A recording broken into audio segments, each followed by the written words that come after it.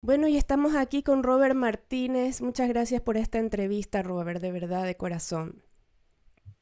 Nada, gracias a ti por invitarme. Ya son de las últimas que estoy haciendo, así que vamos a disfrutarlas y exprimirlas al máximo. Así es, así supe también, así que doble agradecimiento, Robert. Robert es astrólogo, es licenciado en ciencias políticas, quien ha participado en varias entrevistas y conferencias. Creando realidad. Desde este presente todos estamos creando realidad. ¿En qué radica para ti, Robert, la importancia de empoderarnos de nuestra propia realidad, de darnos cuenta que creamos realidad? ¿Por qué es tan importante, Robert? Primero porque es mucho más saludable a nivel emocional el sentir que tienes el control de la situación, por lo menos en las cosas en las que sí que efectivamente tienes el control de la situación, y donde tienes más poder e influencia, ser capaz de amplificarlo. O sea, dentro del mundo externo hay muchas cosas que están fuera de nuestro alcance, fuera de nuestro campo de influencia, que son obvias y objetivas. Pero hay muchas otras donde hay una duda razonable de hasta dónde podemos influir. Y luego, dentro de lo que es de puertas hacia adentro, nuestro nivel de influencia es mucho más alto. Cuando uno además, investigando, esotéricamente hablando, se va dando cuenta de que hay una correlación entre el orden que hay dentro y lo que acontece fuera, entonces merece la pena investigar cuántas cosas de las que puedo controlar y manejar internamente luego tienen un reflejo hacia afuera. Porque si realmente hay algo de lo que puedo hacer dentro mío con más intimidad, más poder y más libertad, pues conviene maximizarlo, comprenderlo al máximo y desarrollarlo con la mayor eficiencia para luego tener mejores resultados fuera. Y eso me va a dar mucho más poder y mucha más seguridad. Entiéndase poder como la capacidad de hacer cosas, porque prácticamente todos los problemas que tenemos en nuestra vida es porque nos falta poder, capacidad de acción respecto a cuestiones que para nosotros son importantes. Entonces, incrementar nuestra capacidad de acción, nuestra capacidad de conseguir cosas, siempre va a ser positivo, va a hacer que vivamos una existencia mucho más saludable, mucho más efectiva y en definitiva más armoniosa con el resto. Así es, muy profunda comprensión. Y bueno, a mí me gusta mucho este tema que has hablado en una de tus últimas conferencias de las coordenadas ocultas de la Matrix. ¿Qué nos puedes decir como así una pincelada, un resumen de aquello? Bien, pues hay que entender que hemos hablado ahora de una manera así como rápida, de que a nivel interno, pues hay más, eh, hay suficiente mundo dentro de nosotros para explorarlo, para cartografiarlo, para entenderlo, para operar dentro de él, y merece la pena investigarlo porque hay coordenadas ocultas dentro de nuestra propia psique, o sea, lo que el psicoanálisis de una manera más tentativa y académica intenta averiguar qué es, bueno, qué hay en tu inconsciente, en tu subconsciente y en todas las capas profundas, eso tiene muchísimas consideraciones. Digamos que al igual que tenemos una mente que opera a un nivel superficial para cuestiones que requieren una respuesta rápida, luego poco a poco vamos acumulando ideas o planteamientos de carácter más estructural que sirven precisamente para las maniobras a mayor largo plazo. Lo que ocurre es que en esas capas más profundas de las que normalmente no tenemos acceso puede haber información interesante y a veces contenidos que actúan de forma limitante, véase transgeneracional, véase creencias distorsionadas y sumergidas, véase, en definitiva, todo tipo de quistes o implantes astrales que finalmente condicionan, distorsionan e influyen de una manera negativa en la autogestión interna que tenemos. Lo que buscamos precisamente es comprender esas zonas, limpiar esas zonas, repararlas, armonizarlas, alinearlas con el resto para poder desatascar todo ese poder y si es necesario manejar o cambiar algo de lo que está en la capa profunda, pues tener permiso para hacerlo. Porque si hemos dicho que hay una relación simétrica entre lo que pasa dentro y lo que pasa afuera, por lo menos en cierto nivel, pues vamos a incrementar al máximo posible el nivel de control y de eficiencia que tenemos en lo interno para después accionar de una manera mucho más efectiva y eficiente respecto a lo que hay hacia afuera. Entonces, en todas las capas de realidad, sean las internas, sean las externas, hay muchos niveles ocultos, cosas que se nos escapan. Por eso cuando hablamos a nivel espiritual estamos hablando de coordenadas ocultas porque no son perceptibles a través de los cinco sentidos. Sin embargo, las percibimos, aunque sea de un modo superficial o poco académico cuando decimos que las cosas nos dan buenas vibraciones o malas sensaciones, o esto me da mala espina o buena espina. Ya estamos aludiendo y apelando a contenidos invisibles que de algún modo, a través de algún aparato perceptivo, estamos captando. Entonces, lo interesante es, bueno, si hay un mundo invisible, vamos a intentar comprenderlo, vamos a intentar conocerlo y vamos a empezar a manejarlo para nuestro beneficio, porque todo el mundo académico, todo el mundo que nos hemos encontrado en las universidades, lo desprecia, lo pone como fuera de juego, con todo el daño que eso crea a la humanidad. Exactamente. Sentir más y pensar mejor podría ser como una de las llaves para crear realidad. Incluso te lo enlazaría, diga, sentir más para pensar mejor. Porque Justamente. sentir más implica permitir que amplificar una información que estamos captando a través de un órgano que por lo general suele estar capado o muy distorsionado, y la emoción, cuando es fuerte, consigue permear todo tu campo mental, te da información muy precisa y muy práctica para entender dónde estás parado, hacia dónde quieres ir, cuando vas a avanzar en una dirección, si hay vía libre o realmente hay objeciones internas. Te permiten calibrar tu nivel de coherencia de un modo mucho más claro, muchas veces, de lo que puede ser el aparato mental. La emoción suele ser más clara. Lo que ocurre es que también hay una inteligencia emocional, o sea, es decir, hay un procedimiento para entender las emociones, y es saber leerlas con perspectiva. Algo que sientes en un momento muy claro, luego puede ser contradecido por algo que sientes al cabo de un rato cuando veas las consecuencias. Entonces, hay que testear tus emociones hasta comprender un poco cuál es tu patrón básico. Si, por ejemplo, tienes un patrón básico en el cual te emocionas, te ilusionas muchísimo por algo y luego te decepcionas, pues entonces eso tiene que calibrarse a nivel mental, porque las expectativas son lo que generan esa subida y luego esa bajada. Con lo cual hay que recalibrar las expectativas sabiendo que tu sistema emocional es muy sensitivo y muy sensible, en ese caso, a la euforia y a la decepción. Si has detectado, por ejemplo, que ese es tu caso, pues entonces tienes que aprender a maniobrarlo para jugar positivamente con ello. Digo, bueno, pues puedo a veces jugar con esa ilusión en positivo, e incluso puedo engañarme en algunos casos para motivarme, que es lo que hace cualquier deportista, pues se inventa una historia para luego motivarse más, correr más o hacer lo que sea, y lo utilizas a tu favor, sabiendo en todo momento que estás jugando con tu propia mente para que vaya a favor de tus objetivos. Entonces, sí, sentir más siempre es una buena solución para pensar mejor. Exacto. Siempre en el clavo, como siempre. Eh, entonces, cuando fluimos y creamos realidad, es como que tuviéramos todos los controles del juego, ¿no? Es como que O por lo pudiéramos... menos más, por lo menos más. Esa es la idea, aprender a desenvolvernos en lo emocional, sobre todo, creo yo, en ese control, en esa inteligencia emocional, y equilibrar con la otra parte, ¿no? Que es como la parte racional, la parte de fluir, la parte de sentir, de crear. Bueno, hablemos del subespacio o el mundo astral, que es como tan emocionante, y sé que es un campo en el que te desenvuelves por excelencia. La exploración espacial entonces es hacia adentro, Robert.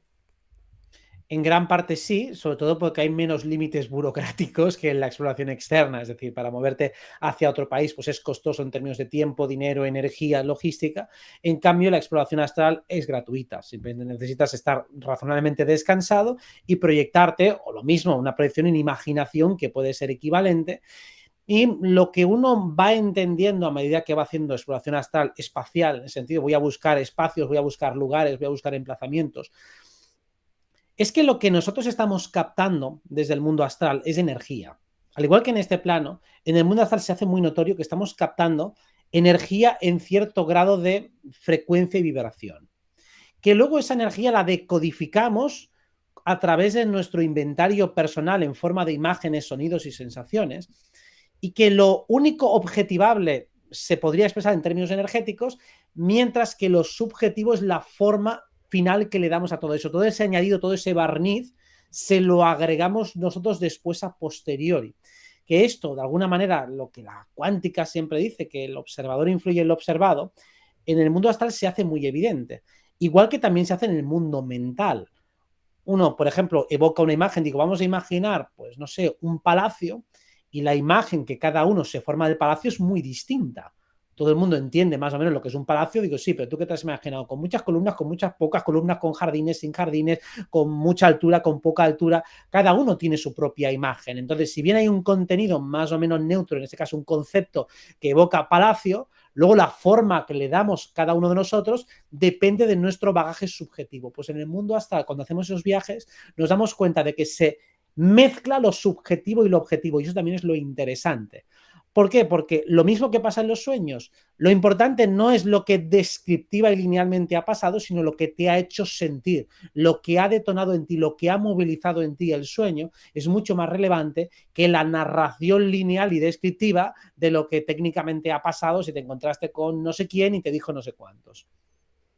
Justamente, justamente. Y yo no sé si estando despiertos, porque entendamos que los 5 sentidos físicos están trabajando en nuestro diario vivir, estamos como es parte de nuestra naturaleza humana, esa parte de los 5 sentidos, entonces están como distraídos y al parecer es que cuando dormimos, por fin como que ya no están esos sentidos presentes y se manifiesta un sexto sentido, ¿es así? Sí, es exactamente así. De algún modo, los 5 sentidos físicos tienen su equivalente a nivel mental, porque tú puedes ver imágenes mentales, puedes reescuchar voces o canciones en tu cabeza, también puedes recordar gustos, puedes recordar olores y puedes recordar sensaciones táctiles. O sea que los 5 sentidos tienen su equivalente a nivel mental. Lo que ocurre cuando dormimos es cuando los sentidos físicos se van retirando, se van apaciguando, se van cerrando al mundo exterior, entramos en un mundo mental.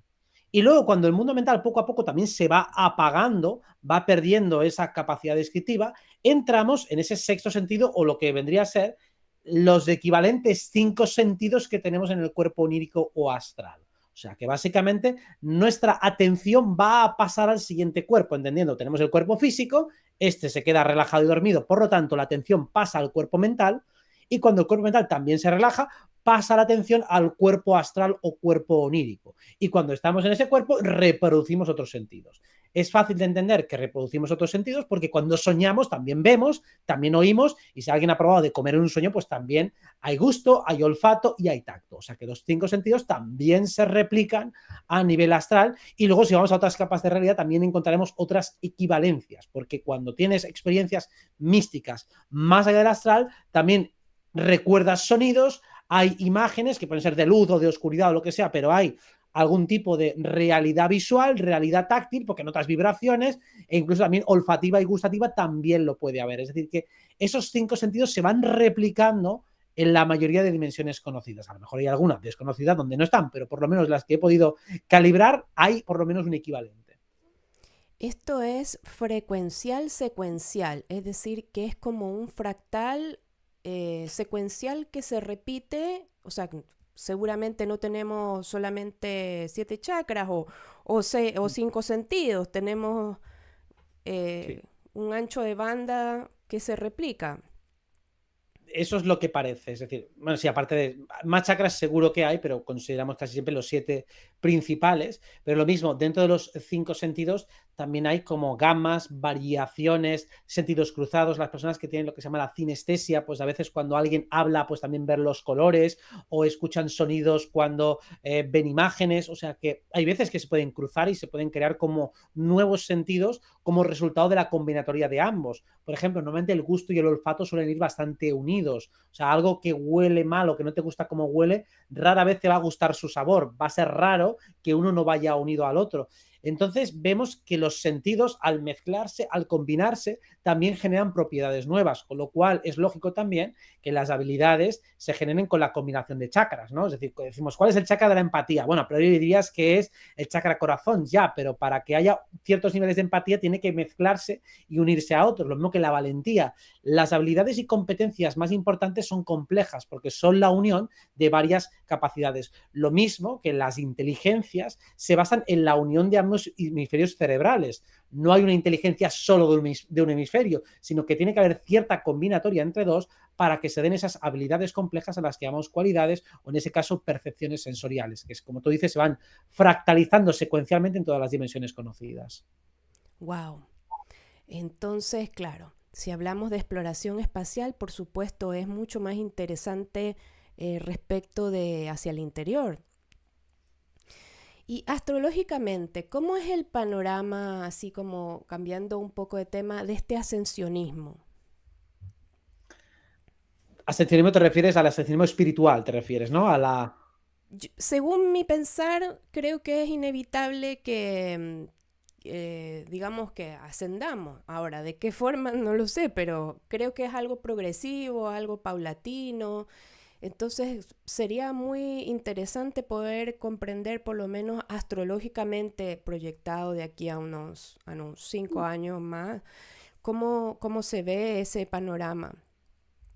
Primero, en forma de facilidades de carácter cognitivo. Esa es la parte donde vamos a recibir más ayuda. Información cada día más clara, más sencilla, más precisa, donde vamos a intentar evitar la mayor parte de tecnicismos, vamos a redefinir conceptos que hasta ahora podían ser más confusos, y eso va a ser un trabajo colectivo entre todos. O sea, básicamente la entrada de Plutón en Acuario y de Urano en Géminis en un par de años potencia y amplifica el elemento aire y facilita mucho que la información llegue de una manera más sencilla, sobre todo porque hay una relación armoniosa entre Plutón, Neptuno y Urano, cosa que no se suele dar y que no vamos a volver a ver en cientos de años, con lo cual es la última oportunidad para tener una relación tan armoniosa entre todos. ¿Significa que eso va a ser fácil para todo el mundo? No, significa que hay facilidad informativa para el que quiera aprovecharla. El que no quiera aprovecharla puede seguir ahogándose en un vaso de agua si lo quiere y lo prefiere, pero desde luego no va a ser porque no le ha llegado la información o porque esta esté tan escondida, tan encriptada que tenga que apuntarse a una logia masónica para que le den unas migajas de conocimiento a cambio de vender su alma. No, la información va a estar disponible, pública para todo el mundo, y todos somos copartícipes de esa creación, de esa realidad cognitiva. Es decir, no es que nos van a revelar todos los maestros toda la información que nos están ocultando, no, es que entre nosotros lo vamos a ir descubriendo, lo vamos a ir razonando y lo vamos a ir volcando en el colectivo para ir creando ese aprendizaje. Hasta ahora hemos recibido de una manera extremadamente vertical el conocimiento, unas autoridades que han aglutinado el conocimiento que han querido, nos han dado una versión completamente deformada, cuando no directamente falsa, y eso lo hemos ido peleando tontamente por adquirir esos conocimientos, creyendo que con eso estamos adquiriendo algo válido. Luego, el choque y el pasmo o pavor que tiene cada persona que ha aprendido todo lo que el sistema le ha dado a nivel académico y se da cuenta de que no es más feliz ni más sabio. Es decir, entonces ese conocimiento, más allá de proporcionarle una cierta erudición cultural, no le ayuda sustancialmente en su vida. Entonces ahora vamos a por el conocimiento verdadero, el conocimiento útil, el conocimiento práctico para entender el mundo que vivimos, quiénes somos, de dónde venimos y a dónde vamos, y sobre todo cómo podemos prosperar en esta Matrix. Entonces, lo más significativo a nivel espiritual en los próximos años tiene que ver con ese despertar cognitivo, que si ya Internet supuso una puerta de entrada fuerte, esta va a ser como el doble o el triple de fuerte que la de entonces. Como siempre, todo se reduce a nuestro sistema de creencias, ¿no? Porque igual si uno lo ve desde el punto de vista de que hemos ido avanzando en comprender cosas, bueno, a quien le cayó la teja de la tierra plana, bueno, le cayó y le cuadra perfectamente y ya entiende por qué y todo. Pero al que no, todavía dirá esto es demasiado descabellado y no y creo que están locos las personas que piensan algo así. Pero desde el punto de vista de la naturaleza de la realidad, ¿no? De que podemos entender que esta naturaleza es como una especie de holograma orgánico. Eh, Pienso yo que este sistema de creencias, estamos como en el pic de la ola en este minuto. Aún no hemos llegado a nivel cognitivo, no hemos llegado a eso, será el 2026. Ahora estamos en un pequeño pico de ola, pero a nivel más agresivo, por así decirlo, pero nada, es un piquito pequeño. O sea, esto no es demasiado significativo, no es importante. Por mucho ruido que se haga, no es excesivamente trascendente lo de ahora. Es importante, requiere de respuestas urgentes, pero no es demasiado trascendente a nivel colectivo. Lo importante, el pico de ahora es 2025-26, sobre todo el 26, y se va construyendo poco a poco, insisto, para el que quiera y para el que pueda. Y como tú has dicho, el sistema de creencias importa mucho más de lo que parece. Es algo que se ha ido despreciando y como si fuera una cuestión secundaria, y al final tú vives dentro de ti, vives contigo mismo.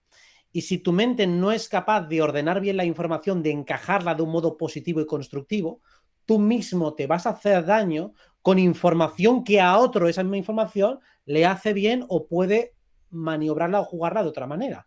Entonces, si el mismo evento a una persona le hace muchísimo daño y a otra afectándole igualmente, o sea, siendo perjudicial objetivamente, entre comillas, para todos, a otro es capaz de hacerle bien porque ve en ello un reto, una oportunidad o sabe encajarlo dentro de un puzzle mucho más grande, entonces es absolutamente fundamental la gestión de lo interno. Y para que haya una buena gestión de lo interno tiene que haber un buen sistema de pensamiento para ordenar la información. Si eso no está bien hecho, si fallan las premisas cognitivas, todo se va derrumbando, todo se va cayendo y cada vez que hay una crisis personal se convierte en crisis existencial. Porque cuando no puedo conseguir algo personal, algo concreto, entonces empiezo a cuestionarme toda mi vida entera. ¿Por qué? Porque tengo un problema de salud y entonces, ¿por qué Dios, por qué el universo, por qué la realidad me ha hecho esto? O porque tengo un problema sentimental, entonces, ¿qué pasa con la realidad y conmigo, con las personas felices que estamos condenadas? El hecho de no tener herramientas concretas para un problema concreto lo conviertes en un problema universal. Y eso se debe a que el sistema de creencias todavía está funcionando a caballo entre dos paradigmas. Estás empezando a abrazar el nuevo espiritual, pero sin haberlo completado. Todavía sigues pensando en términos del antiguo paradigma, en el cual tú no tienes ningún tipo de poder ni ningún tipo de capacidad. Y eso es lo que finalmente hace que poco a poco, pues, vayas entrando en esas contradicciones que simplemente se basan en dos modelos que son incompatibles entre sí. Por supuesto, esto de polarizar, que es tan humano, porque es parte de nuestra naturaleza, ¿no? Que si es blanco, bueno, entonces lo otro es negro, y así sucesivamente, arriba, abajo, derecha, izquierda, y seguimos con el juego.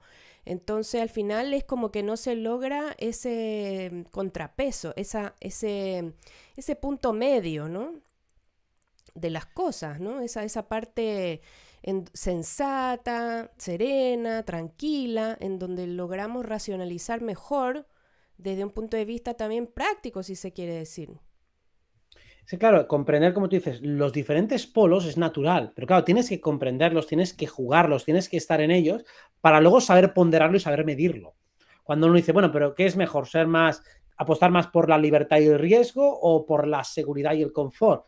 Tiene que haber un balance que además va a depender muchísimo de las circunstancias, de lo que realmente esté en juego, de tu momento vital, de tu estado emocional. No hay una pauta común para todos. No hay una pauta común en todas las cosas. Cuando uno decimos que tiene una personalidad arriesgada, suele arriesgar en unas cosas y en otras no, y viceversa. Alguien parece muy timorato y muy conservador en algunos asuntos, puede ser a lo mejor el económico, el sentimental, y luego asume riesgos enormes en otras cosas. Entonces la cuestión es que esas polaridades, lo importante es por lo menos saber si estoy en una o estoy en la otra, pero comprenderlo.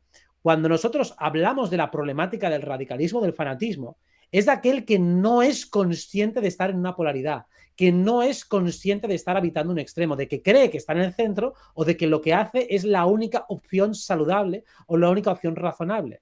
Si tú entiendes perfectamente que ahora estoy en una polaridad yang y por lo tanto estoy utilizando la agresividad de manera consciente y voluntaria para conseguir unos objetivos, digo, vale, pues cuando deje de ser útil, dejaré de usarla. O si ahora estoy en una polaridad muy femenina, muy permisiva, lo estoy haciendo también voluntaria y conscientemente para conseguir una serie de resultados. Entonces puedo ir jugando con una o con otra sin perder la perspectiva. Lo que llamamos sentido común o nivel de conciencia es saber dónde estás parado en cada momento, o por lo menos intuirlo y si no, tratar por lo menos de averiguarlo.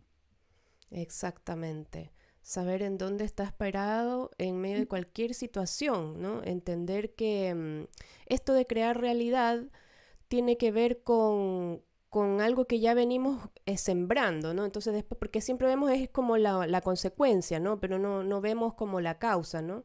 De que lo que me está pasando ahora en este minuto, digo, ay Dios, ¿por qué a mí? Etcétera, tiene que ver con algo que yo mismo en un pasado lo traje, ¿no? Entonces, y lo voy repitiendo cíclicamente. Entonces, en el momento que ya me doy cuenta y que encaro esta situación y me hago cargo. Entonces, bueno, si se trata de sanar o de empoderarse, eso ya lo decide cada quien, pero creo yo que es un antes y un después, después de que descubre esa parte, ¿no? Eso cíclico, ¿no? Para mí lo más importante, como tú dices, es primero darte cuenta de que hay una relación entre lo que está pasando y lo que tú has creado. Y luego lo más difícil, para mí lo más complicado y lo que crea más angustia en las personas es no interpretar adecuadamente lo que está pasando. Lo que está pasando no es un castigo. No Sí. hay que verlo como un castigo y tampoco necesariamente como un premio, es una consecuencia. Y eso es realmente lo que significa karma, acción y reacción. Entonces, a nivel sutil estamos creando y generando. La cuestión es que estamos creando situaciones para algo, para un objetivo que está implícito en nosotros. Cuando uno es honesto consigo mismo y observa cuáles son sus objetivos, puede entender las dificultades que le van a aparecer. Uno tiene una meta, por ejemplo, uno imaginemos que quiere tener una relación saludable de pareja y que ese es un objetivo que está muy en su trasfondo y que es muy importante. ¿Va a tener entonces una relación fácil? No, va a tener una relación difícil. ¿Por qué va a tener una relación difícil? Porque si yo quiero tener una relación saludable, quiero que sea una relación sin mentiras, sin que estemos ocultándonos cosas, con lo cual vamos a tener que sacar y aflorar las cosas que son desagradables, vamos a tener que confrontarlas, vamos a tener problemas para que luego eso se pueda sanear. Porque si yo lo que tengo como trasfondo es que quiero tener una relación pacífica, entonces me da igual si me es infiel mi pareja siempre que no me entere. Porque lo que quiero es que estemos en paz y que no nos peleemos y que no nos hagamos daño, que tengamos una convivencia pacífica. Entonces, lo que está pasando obedece a tus objetivos profundos, que muchas veces los objetivos profundos son experimentar y saber de modo muy genérico, y entonces muchas veces de experiencias que son objetivamente desagradables, obtienes un aprendizaje que es lo que en el fondo estabas buscando si eres honesto contigo. Entonces, esa investigación, esa coordenada oculta, volitiva es qué cosas quieres profundamente que no has sabido expresar en palabras, pero que están como trasfondo en tu vida. Porque lo que estás creando tiene mucho que ver con eso que no has llevado a la luz. Entonces, el proceso de autoconocimiento es entenderse a uno mismo, decir, mira, pues esto que yo no tenía la luz, voy a sacarlo, voy a explicitarlo, voy a decirlo abiertamente, me voy a hacer cargo de ello. Y entonces voy a aceptar todas las externalidades negativas, obstáculos, dificultades que van a surgir como resultado natural de esto que estoy buscando. Quiero decir que si uno quiere ser el más inteligente, pues obviamente se va a encontrar con mucha gente que no lo entiende. Pero claro, es el resultado natural y obvio de ser inteligente. Tú entiendes a los demás, ellos no te entienden a ti.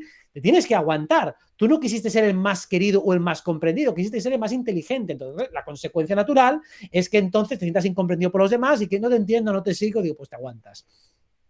Pues sí, una cosa por otra. O sea, eso creo que es como otro punto clave, ¿no? Que a veces queremos cosas, queremos cambios, pero no estamos dispuestos a soltar otras cosas. ¿Te fijas? Voy a dar un ejemplo, perdón Tata que dé el ejemplo suyo.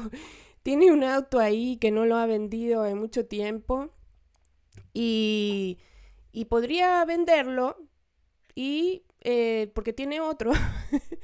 ¿Te fijas? Entonces, esos ejemplos en lo material, quiero decir, a veces hay cosas que no estamos dispuestos como a dejar o renunciar por un bien mayor. ¿Te fijas? Son apuestas que uno hace. Es decir, vale, pues si yo quiero conservar más, voy a ganar menos. Es así. O sea, la ecuación siempre funciona de esta manera. Si quiero acceder a más, tengo que poner más en juego. Esto es como en el póker, ¿no? Si apuestas poco, no vas a ganar mucho. Si apuestas mucho, puedes perder mucho también. Pues la vida es exactamente igual que un juego de apuestas. Entonces, si una persona en este caso pues dice, oye, mira, yo no quiero vender el coche, pero que también quiero tenerlo por si acaso, bueno, pues perfecto, por si acaso ves acumulando cosas. Entonces te sentirás más sensación de seguridad, pero desde luego no aspires a tener mucha ganancia. Y si quieres mucha ganancia, también tienes que jugarte el hecho de poder tener mucha pérdida. Porque si quiero apostar fuerte, si yo gano mucho, tengo que poner en riesgo mi patrimonio, mi tiempo y mi energía. Entonces aquí la inteligencia está en saber qué quiero poner en riesgo, porque no me importa perder, hay cosas que me importa menos perder que otras, y qué cosas no quiero poner en riesgo. Por eso cuando decimos sal de la zona de confort, digo, vale, pero ¿en qué cosas estás dispuesto a arriesgar? Porque habrá muchas cosas que sí. Hay Exacto. quien yo por ejemplo, intelectualmente a mí no me importa asumir riesgos, no me importa equivocarme, no me importa tomar como válida provisionalmente una teoría disparatada, ponerla a prueba, no me siento mal haciéndolo. Entonces digo, bueno, si me equivoco y he perdido el tiempo, pues lo pierdo y ya está. Pero vamos a suponer que es cierta, voy a hacer un análisis lógico. Hay gente que eso le cuesta mucho.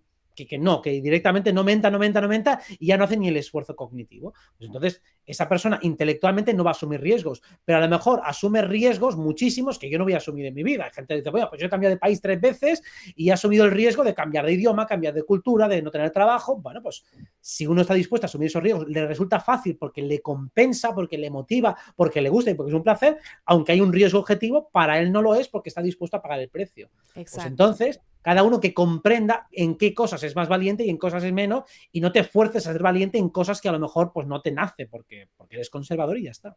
exacto, exacto. Desde mi punto de vista puede parecer, pero lo importante es el punto de uno. Es uno cómo lo experimenta. Fíjate, Robert, que en las investigaciones que he realizado con los multidimensionales en estas sesiones investigativas, pues bueno, ellos siempre hablan como de su mirada hacia nosotros, por supuesto, nos ven muy limitados, pero lo que ellos quieren decir es que sus tecnologías están ancladas en las dimensiones superiores. Es decir, como que esta 3D viniera siendo la foto y ellos estuvieran en el negativo de la foto. O sea, como que esta fuera la realidad última, la tangible, no sé cuántas más puedan haber, pero en realidad es como así. Esa parte en lo que se refiere, nosotros podemos crear realidad a través de las dimensiones más sutiles también. Sí, por supuesto. Además es bilateral, quiero decir, es más obvio hacerlo de lo sutil a lo denso, pero de lo denso a lo sutil también se puede hacer cierta transferencia, cierta transacción, aunque es más obvia y fácil, de hecho, desde lo sutil a lo denso. Y es cierto que nosotros estamos más limitados. Yo entiendo que voluntariamente, esa es mi percepción, aunque puedo aceptar que alguien piense lo contrario, porque al fin y al cabo tampoco es fácil demostrar una cosa o la otra, pero pienso porque veo las ventajas de la limitación. Veo todo lo que uno puede obtener a nivel intelectual, a nivel de conocimiento, a nivel de ingenio, gracias a la limitación. Porque todos los desafíos mentales que tenemos nos hacen crecer a nivel intelectual. Si yo no tengo ese desafío, yo no crezco. O sea, la destreza que aprende, por ejemplo, un deportista de élite para conseguir mejorar una marca que ya es buenísima, implica un nivel de autoconocimiento, autogestión a máximo nivel. O un compositor que quiere mejorar su obra, que ya es sublime y quiere todavía dar una vuelta de tuerca más.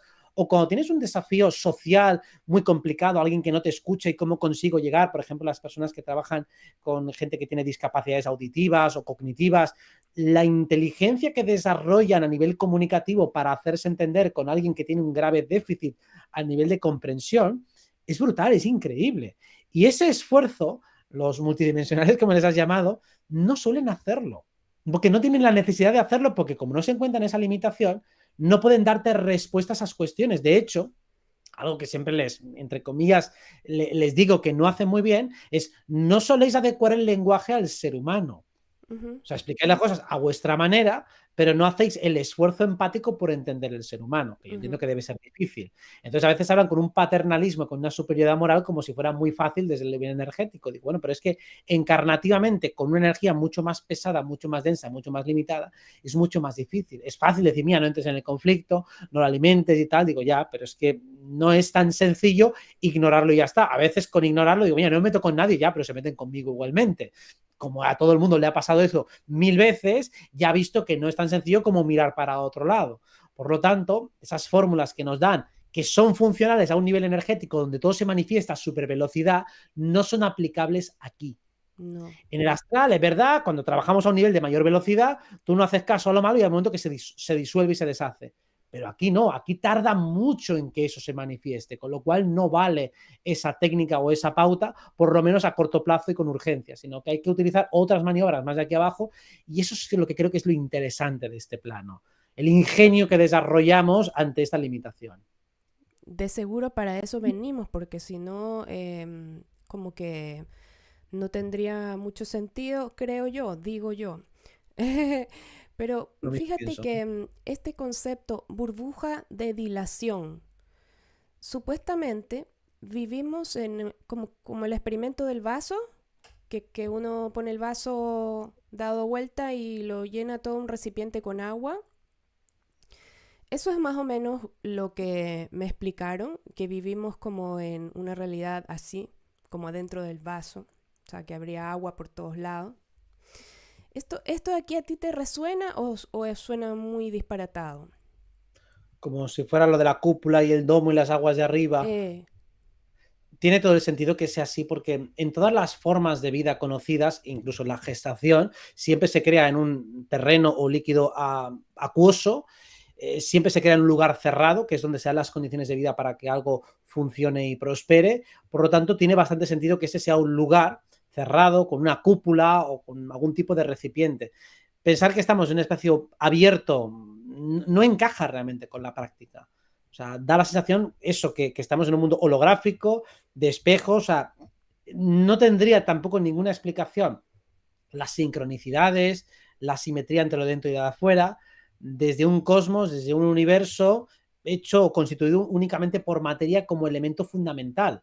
O sea, para mí la base es que todo esto ha sido proyectado desde lo sutil y finalmente densificado, por lo tanto, todo está creado o diseñado arquetípicamente desde lo sutil. Aquí vemos una plasmación fractal de todo aquello que se ha creado en otro lugar y por lo tanto, siguiendo esa lógica fractal, lo lógico es que nuestro mundo esté cerrado. A mí es lo que más me cuadra.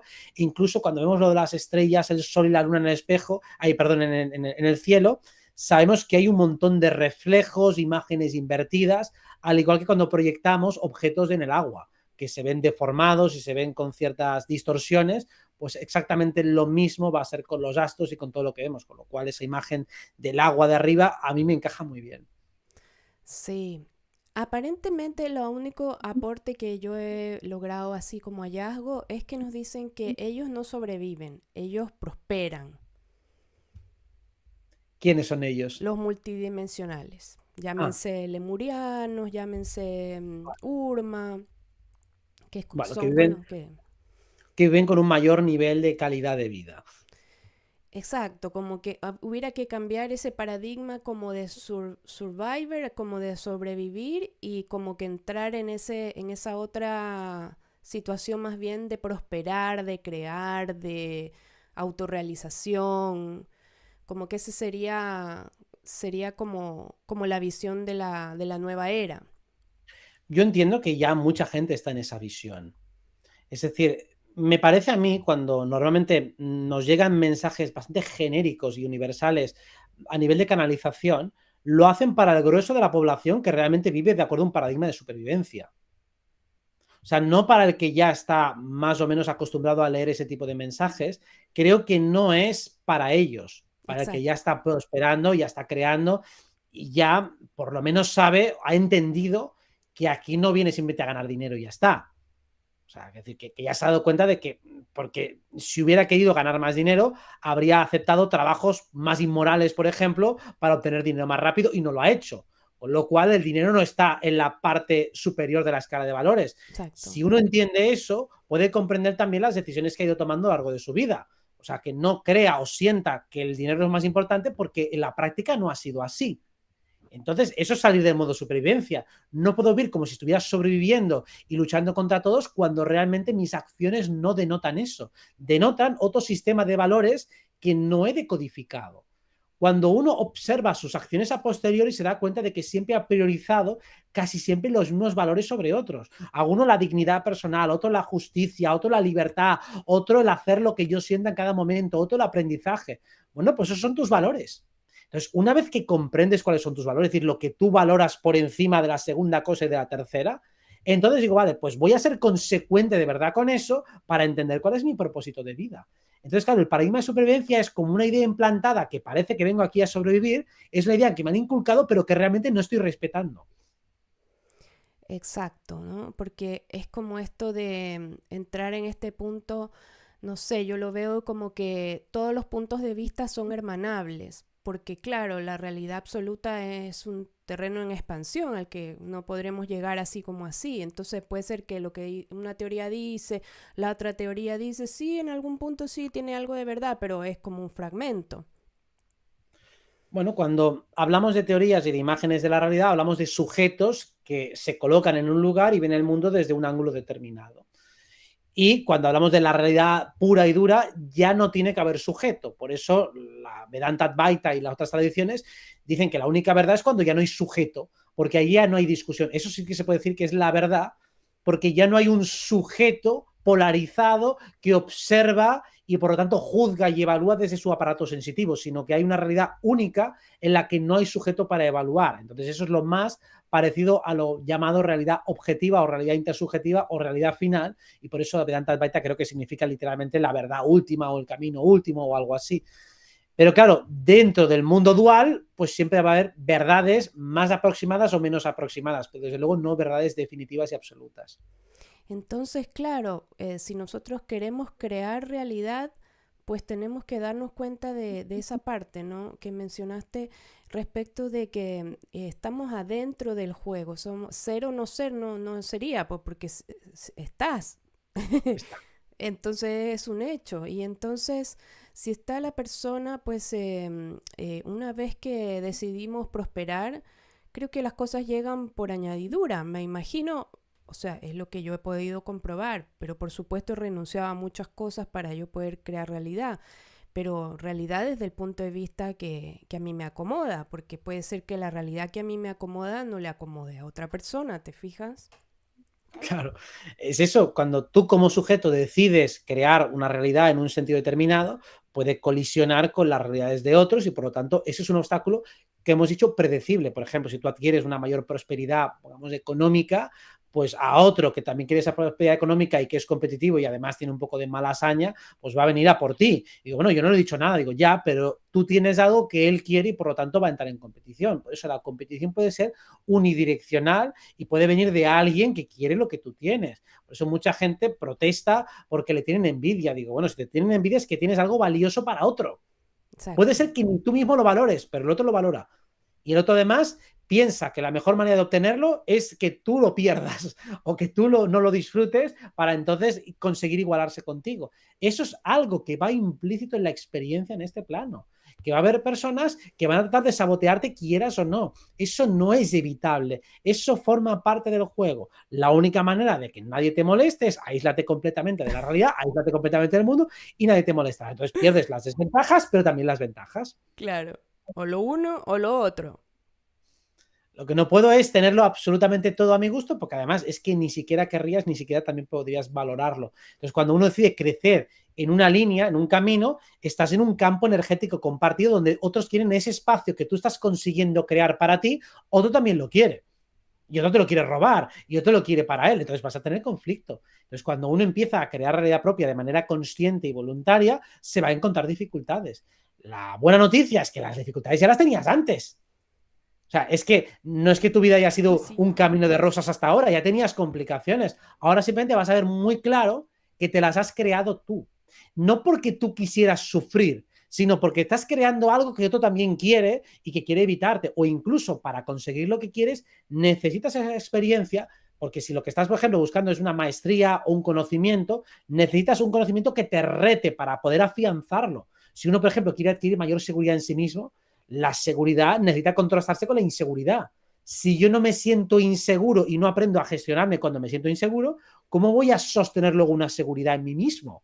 Sería completamente artificial, sería completamente frágil a la mínima. Si no la pongo a prueba, coño, pues yo pensaba que lo tenía todo superado y no lo tengo superado. Simplemente que he vivido una especie de burbuja entre algodones que nada me ha molestado y entonces yo creo que estoy ya por encima del bien y el mal y eso no es así. Si yo quiero sentir más seguridad en mí mismo, voy a encontrar situaciones complicadas que sabré gestionar, que podré gestionar, y eso es lo que me hará fuerte y me dará recursos y herramientas para poder finalmente gestionar las situaciones complicadas y adquirir seguridad en terrenos donde otrora yo habría caído y perecido.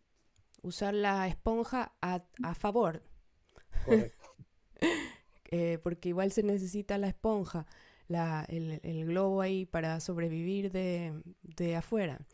Pero ese empoderamiento personal, entonces yo creo que, bueno, todas las personas sienten que cuando, esa frase que dijiste tú, dijiste, allí donde eres más sensible y vulnerable es donde descansa tu talento potencial más elevado. Claro, lo que estamos diciendo es, nosotros donde tenemos un mayor nivel de sensibilidad significa que captamos más información, somos más perceptivos, tenemos una percepción más amplificada. Significa que entonces ahí hay un talento perceptivo que luego si se desarrolla nos va a dar todo tipo de cualidades y atributos que van a ser muy notables a nivel social. Pero claro, si algo me importa mucho, soy capaz de captar hasta el más mínimo detalle, significa que mi nivel de discernimiento es máximo. O sea, de base tengo un altísimo nivel de discernimiento en algunas cuestiones determinadas. Lo que normalmente no está es bien definido en qué soy sensible. Que esto ayuda bastante a la astrología a entender de qué cosas eres más sensible o menos. Porque todo el mundo es sensible, pero no en las mismas cosas. Por ejemplo, pongamos a alguien que es muy sensible a las agresiones de los demás, o sea, alguien muy susceptible, que se dice normalmente peyorativamente, es muy susceptible. Lo que estás captando, precisamente, son los niveles de fuerza y agresión que hay en cada situación, con lo cual puede ser muy bueno en dinámicas sociales para negociaciones, por ejemplo, para saber si tengo que apretar, si tengo que aflojar, para saber si el otro es simpático, si no, si está cómodo, si no lo está, si me ataca, si no me ataca. Así en miles de variables que nosotros captamos cuando hablamos con alguien. Cuando nosotros hablamos con alguien, no nos fijamos todos en las mismas cosas. Uno está pendiente del lenguaje corporal, si es amistoso o no es amistoso, si tiene signos de aprobación o no, si es la persona visual o no, si es inteligente o no, si es rápida o no, si es divertida o no. Allá donde tú eres más sensible significa que tú has reflexionado más que otros, con lo cual ahí tienes un talento a desplegar. Lo único que normalmente no le has prestado suficiente atención o no lo has verbalizado en esos términos. Por eso la frase lo que busca es que te fijes cuál es el eje en el que te estás moviendo con más comodidad de lo normal. Claro, porque normalmente estas partes vulnerables o sensibles son las que nos cohíben, ¿no? Nos hacen como reprimirnos, decimos, en realidad soy como un poco, esto me saca de mi centro, qué sé yo, y entonces la idea es que uno pueda más bien autoentenderse, auto aceptarse, si se quiere, porque de ahí parte el resto de las relaciones humanas, ¿no? Que podamos aceptar ciertas cosas también de los otros que no siempre, pues no siempre son tan redondas como deberían ser. Bueno, como tú dices, muchas veces se estigmatiza la sensibilidad, te dicen, eres demasiado empática, con lo cual tienes una habilidad que es la capacidad de escucha, de entender al otro, de ponerte en su lugar, y luego, evidentemente, eso te puede dar problemas si eres excesivamente empática con personas que tienden al abuso, ¿vale? Pero la habilidad la tienes. Después tienes que aprender a utilizarla. O eres demasiado agresivo, pues a lo mejor tienes mucho empuje, mucha capacidad de acción, mucha fuerza de voluntad y puedes utilizarla para acciones que requieran riesgo, motivación, que requieran tener una mente clara en situaciones complicadas. Eres demasiado contundente, pues a lo mejor dirígete hacia acciones, hacia actividades y a servicios que requieran contundencia y claridad de juicio. Pues si aprendes a utilizar lo que eres a tu favor, vas a tener una vida mucho mejor y más saludable. Exactamente, con todas las fichas a favor es como se puede crear realidad. Vamos a dejar este espacio que nos queda para las preguntas que tengo aquí en el chat. Me dicen, Robert, ¿cuándo harás las predicciones del 2024? Seguramente las sacaré la primera semana de diciembre. Yo creo que las grabaré a lo mejor la semana que viene o así, cuando tenga un momento. Y yo es eso, creo que la primera semana de diciembre o así estará acabada la edición. Yo creo que grabaré la semana que viene o la siguiente, pero seguramente la que viene. También nos preguntaban respecto de que, qué vas a hacer después que ya no des entrevistas. Seguiré de momento publicando en Instagram, haré reels, haré algunos vídeos y de vez en cuando haré algún directo también desde mi propia cuenta de Instagram, pues para contestar cosas, también en función de cómo esté la situación global, como sé que es un tema que interesa a todo el mundo, pues haré mi visión, oye, mira, está pasando esto, va a pasar lo otro para acabar de afinar, pero ya de manera mucho más puntual.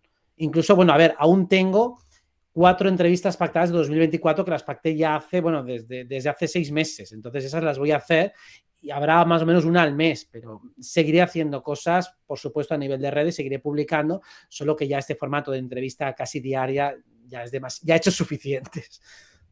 Pues sí, la verdad es que he visto con atención, todas son maravillosas, todas nos revelan como una pincelada de esto que nos resuena hacia adentro, así que vamos a extrañar mucho tus entrevistas. Ahora estoy dentro de la entrevista, ¿viste? Una como resonancia ahí potente.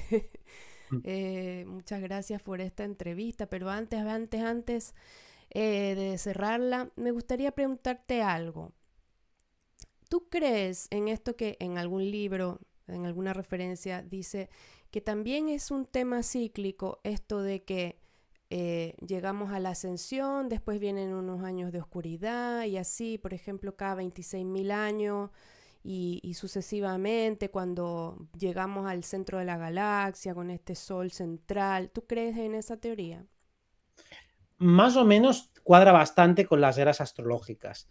Tiene bastante sentido, cuadra bastante, no lo puedo garantizar al 100%, pero todo apunta a que tiene bastante sentido lo del descenso, lo del ascenso. Quizá no es tan lineal como lo dicen, pero en general me cuadra bastante. Perfecto. Que primero descendemos de lo sutil, luego ahora estamos en subida, bajada, también por una ley pura de ciclicidad y por fractalidad lo podemos ver en nuestra vida, con lo cual me resuena y me cuadra bastante. No sé si es tan literal como lo dicen, tan lineal, pero desde luego cuadra bastante bien. Cuadra bastante bien, así es. Ah, qué bueno, qué revelador también.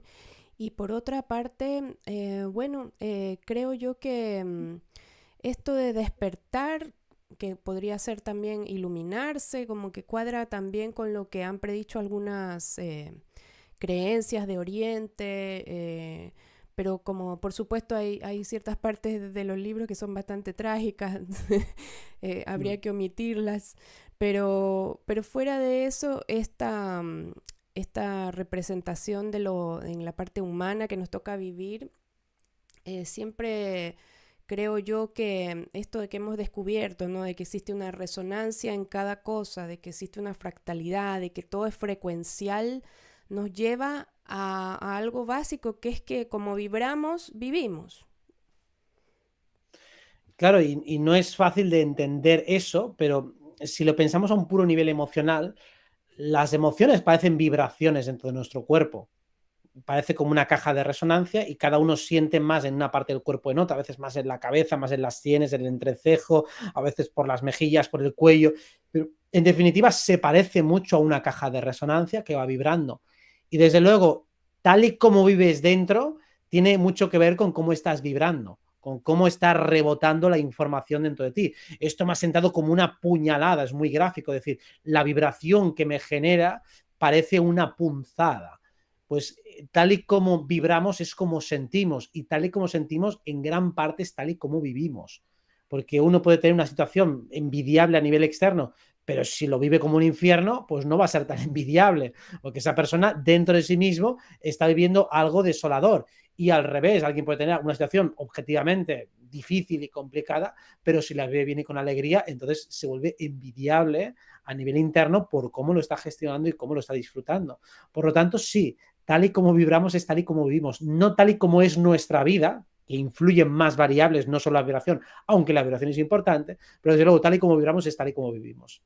Tal y como vibramos es tal y como vivimos. Y recuerdo mucho una vez que dijiste que había que ser como todos los signos del zodiaco, tratar como de aprender de cada signo lo mejor e incorporarlo, porque a veces decimos, no, que yo soy ascendente tanto, la luna en tanto, pero como que este mensaje tuyo fue tan power porque me quedé con esa parte, ¿no? Que a veces uno dice, oye, Escorpio, y tal cosa, pero como que al final igual uno tiene tanto que aprender, por ejemplo, de un escorpiano, ya que, que son así como tan artísticos, dicen que son muy sexuales, yo la verdad es que no me he topado con eso, pero lo que sí me he topado es con que son personas muy sensibles también de agua y que son personas muy así hacedoras de cosas, muy creativas. Entonces, como en ese sentido me gustó mucho ese mensaje que podamos ser todos un poco de cada signo. Bueno, porque es que por fractalización, aunque tú no tengas ningún planeta en Escorpio, por ejemplo, pero tienes a sus representantes que son Marte y Plutón, y también tienes una casa 8. Entonces, solo por lo que te puedas tener en casa 8 o por el hecho de que tengas Plutón en carta y Marte en carta, algo de Escorpio tienes, algo de Marte tienes, en una proporción más baja que uno que tenga el Sol en Escorpio o ascendente o Mercurio, Venus o lo que fuera. Entonces, sí, tenemos un trocito de todos y precisamente lo interesante es no despreciar a ninguno porque por tránsito te va a pasar Plutón, te va a pasar Urano, te va a pasar todo. Entonces, más vale que los tengas mínimamente trabajados a todos. Eso es la gran herramienta de la astrología que hemos podido siempre ver gracias a Robert tantos aspectos, no solamente los que se pueden leer en una carta, sino también llevado a la vida práctica, llevado a la vida diaria, ¿no? Y que como decía acá por acá, ahora toca ver todos los videos de Robert desde el principio y sacar apuntes, recordar y repasar las lecciones. A mí se me saltaron algunos además, dice Mariel. La verdad que muy linda esta conclusión y me quedo muy contenta de poder haber estado contigo compartiendo también para los demás, para todo lo que resuena con este compartir. Muchas gracias, Robert. Muchas gracias, Cristina. Muy agradable la charla. Muchas gracias.